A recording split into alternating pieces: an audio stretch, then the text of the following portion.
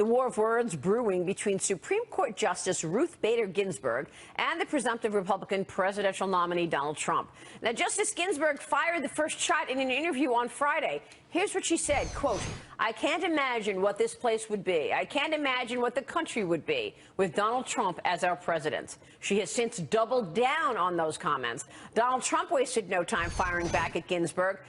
He tweeted early this morning, quote, "Justice Ginsburg of the U.S. Supreme Court has embarrassed all by making very dumb political statements about me. Her mind is shot. Resign."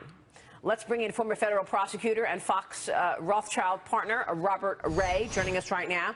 Good to see you, Robert. Thanks so much for joining us. Thank you for having me. Well, I mean, I guess first let's get your commentary on that. Ginsburg saying this about Trump. Were you surprised, a sitting Supreme Court justice making such comments? Generally, Supreme Court justices know better than to get themselves involved in the middle of politics. And remember also, a Supreme Court justice is one of 9, but the Supreme Court is the top of Article 3. They're an entire branch of government. As a matter of respect for another branch of government, namely a presidential candidate, they usually know better than to stay out of it. And the truth of it is, what happens if there's a Trump administration? There will be legitimate questions about whether or not she can be fair in a case involving the new administration. Well, that's the thing. I mean, now we know how she feels about it. And so is there any way she can be fair? Well, like everything else in this political season, really, who knows? But people, also, generally speaking, you ought to know better than to imagine what happens when you take on Trump. Trump's going to fire back, and it's not good for anybody, frankly. But if there is a situation like what happened in 2000 with Gore versus Bush, she would most certainly have to recuse herself, would she not, if the decision about who our next president is falls in the Supreme Court's hands? Well, we don't know, what would happen until it actually happens, but that's why you don't make statements like that, because someone could reasonably question, at least as an appearance, whether you could be fair, which raises, recusal issues. That's why you stay out of it, and that's why, generally speaking, Supreme Court justices don't make political comments. Would you do that to yourself? No, you're just setting yourself up for you're complicating your situation going forward. It's a mistake.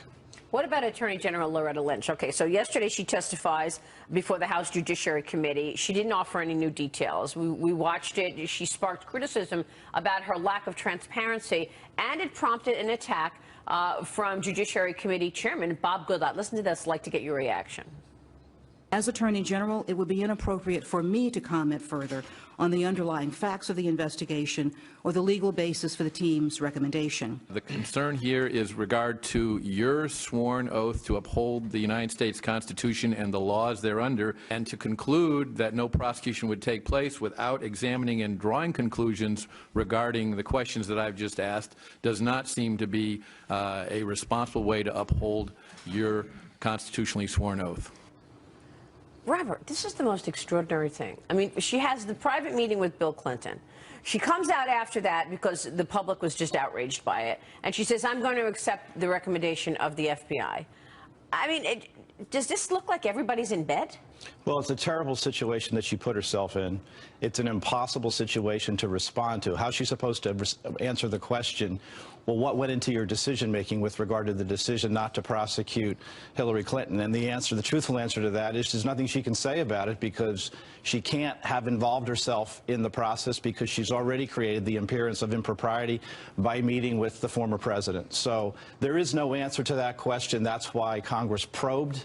But what's she supposed to say? I mean, generally speaking, the idea the prosecutor speaks in court, but she's the chief law enforcement officer of the country. With regard to a potential prosecution of a presidential candidate, she should have something to say, but because of her actions, she put herself in an impossible position, and because of that appearance of impropriety, she was essentially rendered hapless. Should she have recused herself from the whole thing after meeting with Bill Clinton privately? I mean, and by the way, there's so much to say about that. There were no aides in the room taking notes. That's also unheard of for a position as high as Attorney General. Where are your staffers taking notes? Well, also, she's on the short list to be Attorney General under a Clinton administration, should that happen, right? Oh, that's another thing. Hillary said it right before this all took place. Oh, she's going to stay in. There isn't a good resolution of that whole thing. I mean, generally speaking, what you would have expected to happen if there was, in fact, an appearance of impropriety a recusal.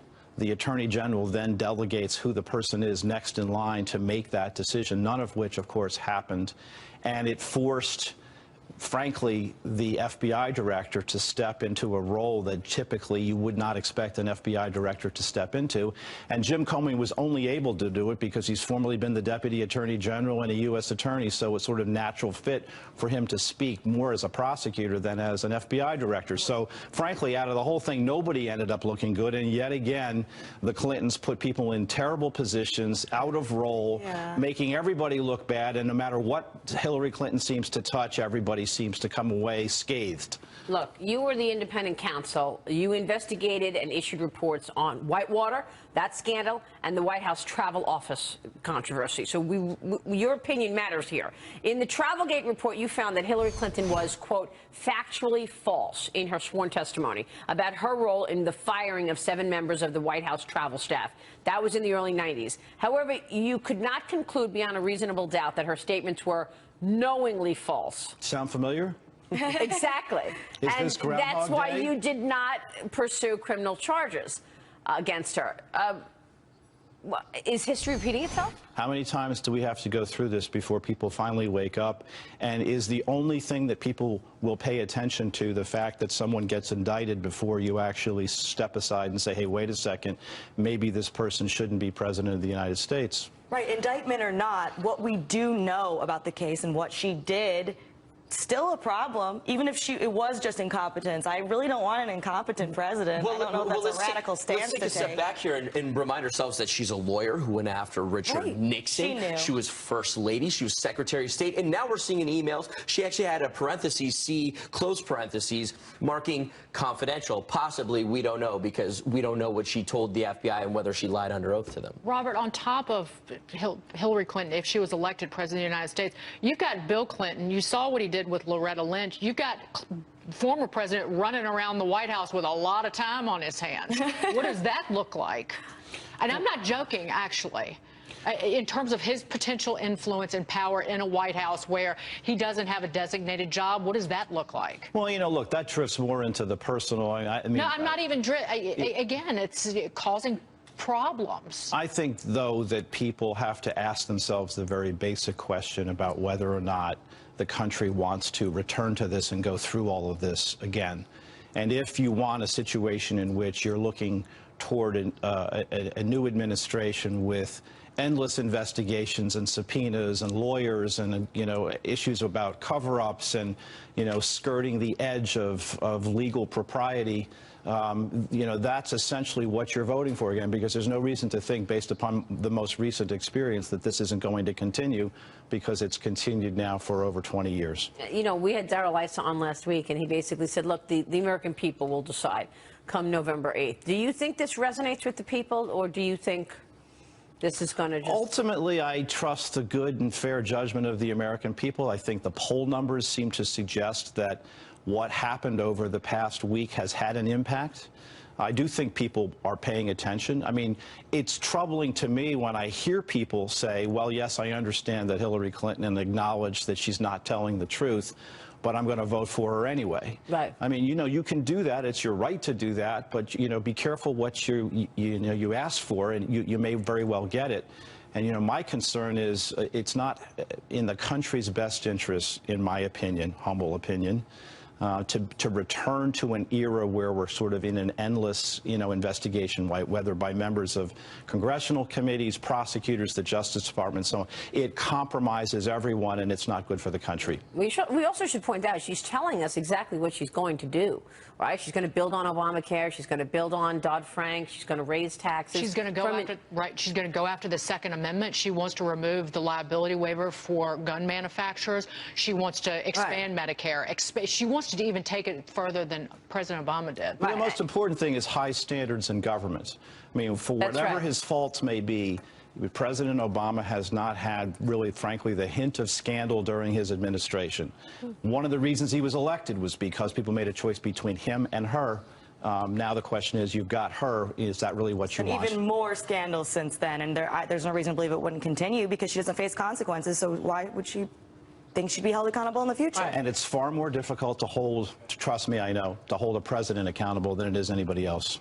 All right, Robert, great insights. Thanks so much for joining us today. Thank you. Robert Ray, good to see you again. Up next, outrage over Pokemon Go fans playing the game at sacred landmarks.